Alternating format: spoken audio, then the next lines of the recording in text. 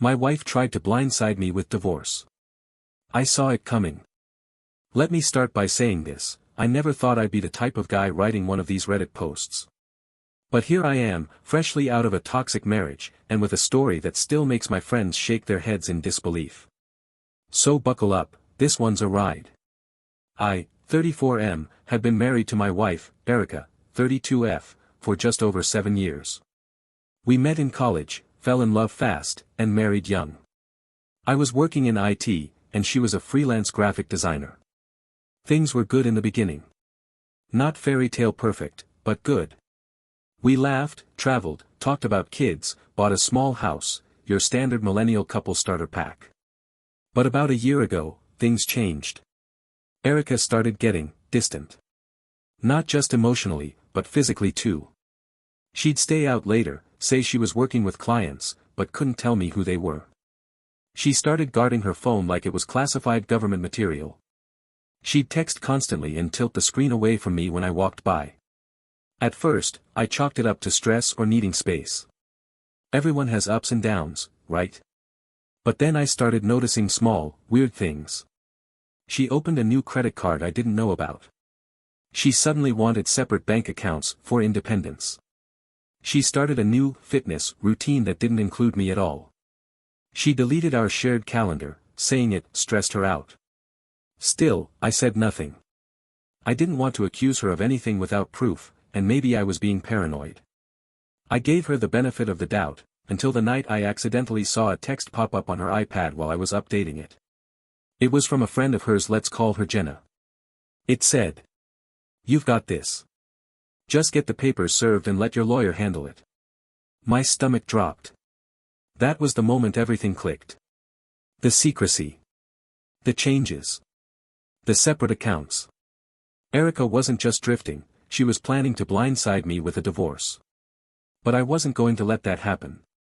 I didn't confront her. Not yet. Instead, I made a decision right then and there, I was going to play it cool, gather information, and protect myself before she pulled the trigger. And that's exactly what I did. So, after reading that text from Jenna, I knew what Erica was planning. And I had no doubt she was going to hit me with papers soon. But I wasn't about to get caught off guard, or worse, cleaned out financially. First step. Play dumb. I acted completely normal. Asked about her day, cooked dinner like usual, even initiated some affection. I had to sell the act that I had no idea what was coming, while quietly laying the groundwork to protect myself. Paranoia, maybe, but if she was going to come for everything, I wasn't leaving my fate in her hands. I started by meeting with a lawyer, a friend of a friend who was known for handling messy divorce cases. I told him everything, and he immediately validated my concerns. His exact words were, "She's preparing to make you look like the bad guy. You need to get your ducks in a row yesterday." He helped me set up a separate bank account under just my name and move half of our joint savings into it. Legally, I was allowed to do this, it wasn't hiding money, just separating it for protection. I also started documenting everything. Texts. Changes in spending. Her sudden nights out. Random purchases on Amazon for stuff I never saw arrive. I also ran a credit report on myself, just to make sure she hadn't opened anything else in my name. Pro tip, do this, it's free annually and can save you from surprises.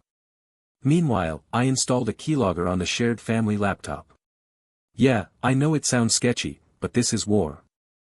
I wasn't about to go into a courtroom empty-handed if she decided to frame me or twist facts. Guess what I found? She was Googling things like best way to serve divorce papers without warning. How to get full custody. How to find hidden assets before divorce. That last one really pissed me off. I wasn't hiding anything. But clearly, she was planning on treating me like I was the villain. At that point, I also started moving some of my personal valuables, watch collection, rare tech gear, to my brother's house. If things escalated, I didn't want them getting lost in the chaos. I even made copies of key documents. Tax returns. Deeds. Insurance policies. Her emails and texts, yep, I had screenshots. Every night, while she scrolled on Instagram or worked late, I quietly built my case. Not to destroy her, but to protect myself when the bomb finally dropped. And then, just when I thought I had more time, it happened. It was a Thursday afternoon. I came home from work like normal, dropped my keys in the bowl by the door, and there it was, a manila envelope on the kitchen counter. No note, no text, nothing. Inside, divorce papers. She wasn't home. Typical. I guess she thought if she wasn't there, she could avoid the awkwardness, or maybe she wanted to give herself space to control the narrative later. But here's where it got hilarious. She didn't realize how prepared I was. Her filing accused me of financial irresponsibility, LOL, I paid 90% of our bills. Emotional neglect. Potential asset concealment. And, best of all, she requested temporary exclusive use of the house and full access to our joint funds. Basically, she tried to paint me as some negligent husband and sneak her way into the upper hand before I even had time to react. But thanks to my lawyer and the steps I'd taken, I was already 5 steps ahead.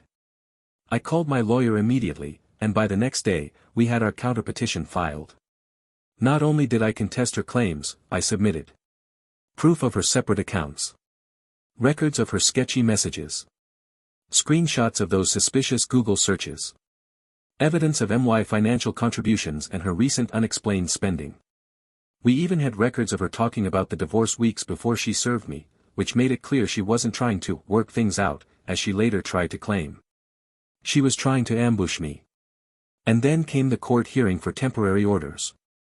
She showed up with this dramatic energy like she was about to give a TED talk on how victimized she'd been. Her lawyer went on about how I was withholding money, possibly hiding assets, and how Erica had felt emotionally abandoned for months. Then it was my turn. My lawyer calmly presented everything: timeline, documentation, financials, screenshots, her sudden secrecy, and the fact that I had already moved half the money legally before even being served. And when the judge asked why she had never addressed any of this with me before filing, her answer was, "I just didn't feel safe." Bad move. The judge raised an eyebrow and said, "Do you have any evidence that he was threatening or abusive?" She stammered, said no. Just a feeling. Long story short, the judge didn't buy it. Not only was her request for full control of the house and finances denied, the court put a freeze on all joint assets until the divorce was settled. Which meant she could no longer touch anything without mutual consent. And suddenly, her confident facade cracked. She looked like a deer in headlights, realizing her strategic strike just turned into a full-blown backfire. But the best part? She tried to backpedal. So, after the court hearing didn't go her way, Erica did a full 180. It was honestly wild to watch. She went from cold and distant to warm and nostalgic practically overnight. I'd come home and she'd be cooking my favorite meals, wearing stuff I hadn't seen her in since year 3 of our marriage.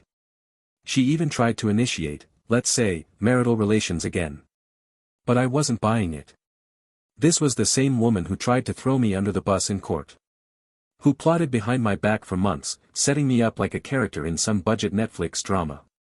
And now she wanted a fresh start. Nah. I'm not an idiot.